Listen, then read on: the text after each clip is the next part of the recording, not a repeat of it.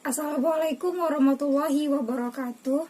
Nama saya Suci Ramadhani dari kelas PAI 1F dengan NIM 1201012136 akan membahas materi penyusunan kalimat bahasa Indonesia ragam formal yang memiliki 3 subbab, yakni yang pertama penerapan diksi atau pilihan kata dalam kalimat ragam formal, yang kedua penggunaan struktur kalimat bahasa Indonesia, dan yang ketiga penyusunan kalimat baku. Langsung saja kita masuk ke materi yang pertama, yaitu penerapan diksi dalam kalimat ragam formal. Mengapa harus memilih kata dan menggunakannya secara tepat? Alasannya ialah karena kata-kata ada yang memiliki makna denotatif dan ada pula yang sekaligus memiliki makna konotatif. Yang kedua, kata-kata ada yang memiliki makna umum dan makna khusus. Yang ketiga, kata-kata ada yang memiliki makna sinonim. Yang keempat, kata-kata ada yang berupa kata baku dan kata non-baku. Yang kelima, kata-kata perlu ditulis secara benar. Dan yang keenam, kata-kata perlu digunakan secara tepat. Apa itu kata denotatif dan kata konotatif? Kata bermakna denotatif adalah kata yang bermakna sesuai dengan hasil observasi, penglihatan, penciuman, pendengaran, perabaan, dan pengecapan. Sedangkan kata bermakna konotatif adalah kata-kata yang memiliki makna asosiatif dan timbul sebagai akibat dari sikap sosial, sikap pribadi, dan kriteria tambahan yang dikenakan pada sebuah makna konseptual atau denotatif. Makna konotatif terdapat pada kata yang bermakna denotatif. Kata bermakna denotatif adalah kata yang memiliki arti harfiah dan tidak memiliki makna tambahan yang berkaitan dengan sikap penutur. Demikian pula, kata bermakna konotatif adalah kata yang memiliki nilai rasa tertentu.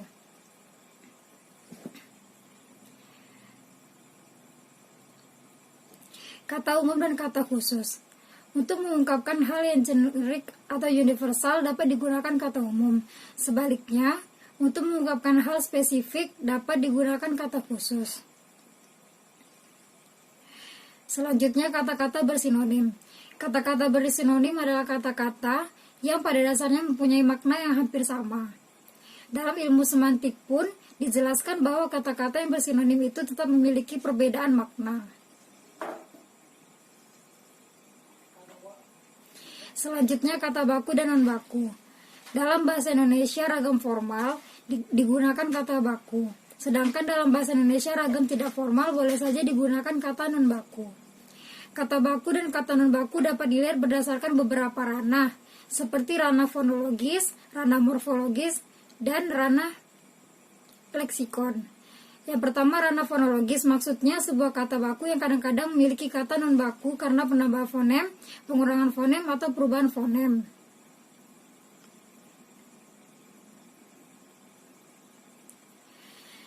Selanjutnya, yang kedua adalah ranah morfologis, maksudnya sebuah kata baku yang kadang-kadang memiliki kata non-baku karena pada hasil proses morfologis terjadi pengurangan fonem, pengubahan fonem, terjadinya penggantian afiksi, dan terjadinya kelebihan fonem.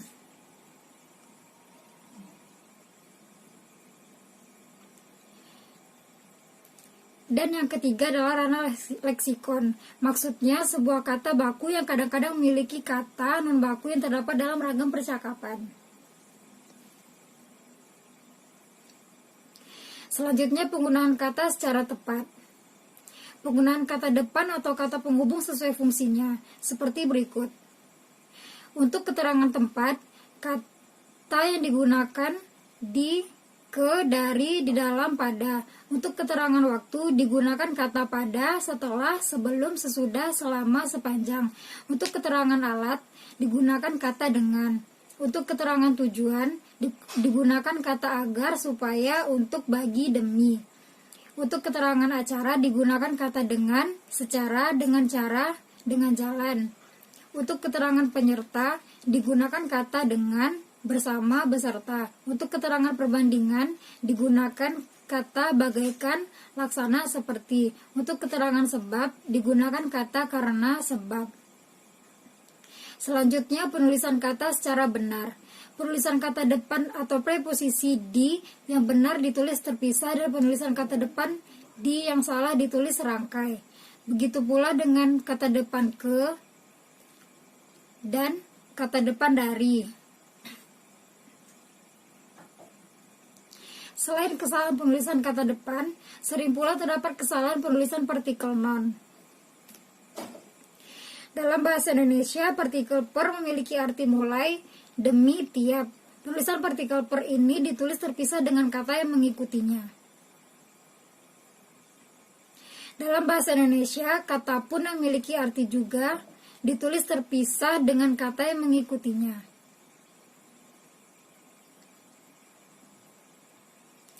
Kata pun pada ungkapan tertentu, yakni ungkapan yang sudah padu, harus dituliskan serangkai dengan kata yang diikutinya. Dalam bahasa Indonesia, bentuk predikat pasca ditulis serangkai dengan kata yang mengikutinya.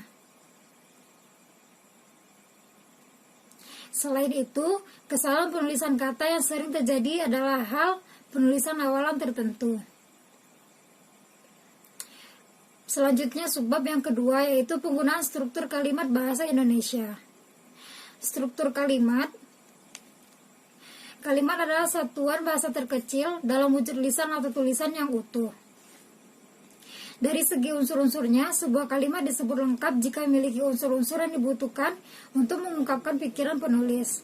Untuk memeriksa apakah kalimat yang ditulis memenuhi syarat kaidah tata bahasa, seorang penulis perlu mengenal fungsi unsur kalimat seperti subjek, predikat, objek, pelengkap, dan keterangan, karena memilih kalimat yang benar harus lengkap unsur-unsurnya. Yang pertama, ciri-ciri subjek. Subjek merupakan fungsi sintaksis terpenting dalam sebuah kalimat selain unsur predikat. Ciri-ciri subjek adalah, yang pertama, pada umumnya subjek berupa nomina atau frasa nomina atau kelas kata lain yang dapat menduduki fungsi subjek. Yang kedua, merupakan jawaban atas pertanyaan apa atau siapa. Yang ketiga, dapat diperluas dengan kata itu atau ini. Dan yang keempat, dapat diperluas dengan menggunakan frasa atau klausa dengan kata penghubung yang. Yang kedua, ciri-ciri predikat. Predikat merupakan unsur pokok yang disertai unsur subjek, dan jika ada disertai unsur subjek, pelengkap, dan atau keterangan wajib di sebelah kanan. Ciri-ciri subjek adalah sebagai berikut. Yang pertama, predikat berupa verbal atau frasa verbal, adjektiva atau frasa adjektival, nomina atau frasa nominal, numeral atau frasa numerial. Yang kedua, merupakan jawaban atas pertanyaan mengapa atau bagaimana. Yang ketiga, dapat disertai kata pengingkar tidak dan bukan. Yang keempat, dapat disertai kata-kata seperti sudah, belum, akan, sedang, ingin, hendak, dan mau.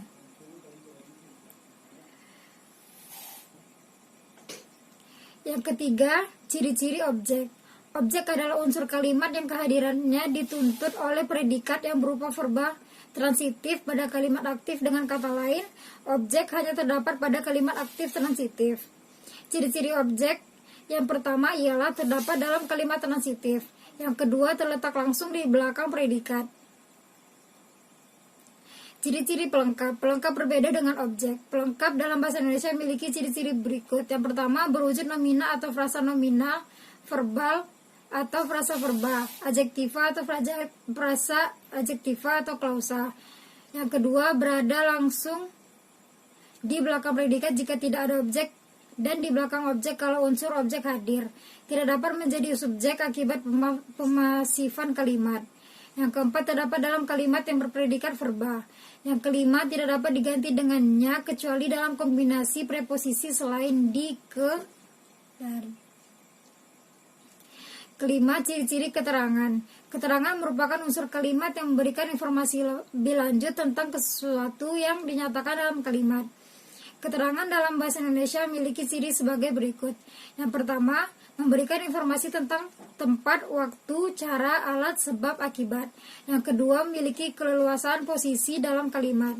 Yang ketiga, didahului kata depan seperti di, dari, pada, selama, dengan, sebab.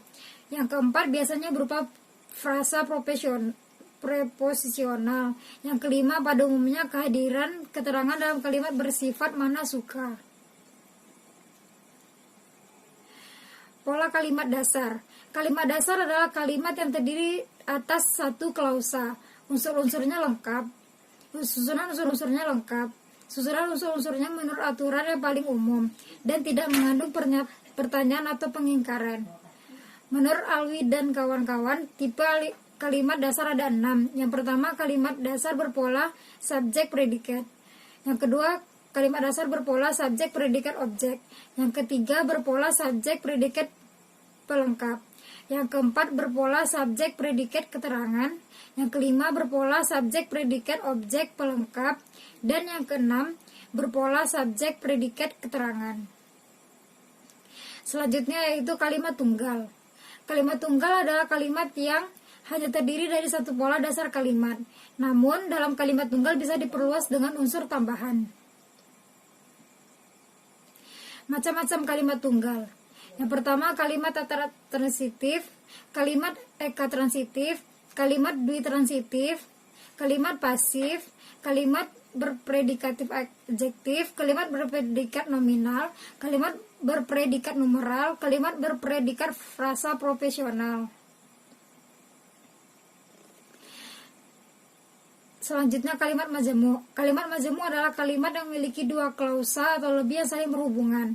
Kalimat majemuk dibedakan menjadi kalimat majemuk setara dan kalimat majemuk bertingkat.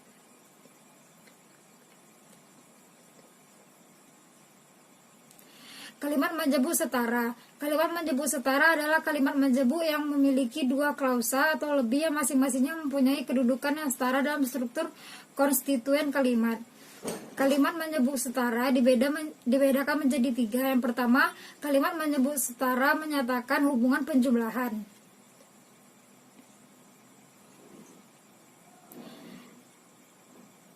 Yang kedua, kalimat majemuk setara menyatakan hubungan perlawanan. Dan yang ketiga, kalimat majemuk setara menyatakan hubungan pemilihan. Selanjutnya kalimat majemuk bertingkat. Kalimat majemuk bertingkat adalah kalimat majemuk yang memiliki dua klausa atau lebih yang salah satu klausanya menjadi bagian dari klausa yang lain. Konjungtor yang menyatakan hubungan bertingkat, konjungtor waktu, tujuan, sebab, syarat, konsesif, hasil, pengandaian, perbandingan, cara, alat. Selanjutnya sebab yang ketiga yaitu penyusunan kalimat baku. Kalimat baku adalah kalimat yang baik dan lazim digunakan dalam ranah ragam formal. Kalimat baku merupakan kalimat yang tepat untuk mengungkapkan maksud penulis kepada pembaca. Ciri-ciri kalimat baku: yang pertama, memiliki kejelasan struktur. Yang kedua, memiliki kelogisan makna. Yang ketiga, memiliki kehematan kata. Dan yang keempat, memiliki kebakuan kata. Variasi kalimat baku. Yang pertama itu pengutamaan informasi. Dapat digunakan dengan mengubah posisi keterangan.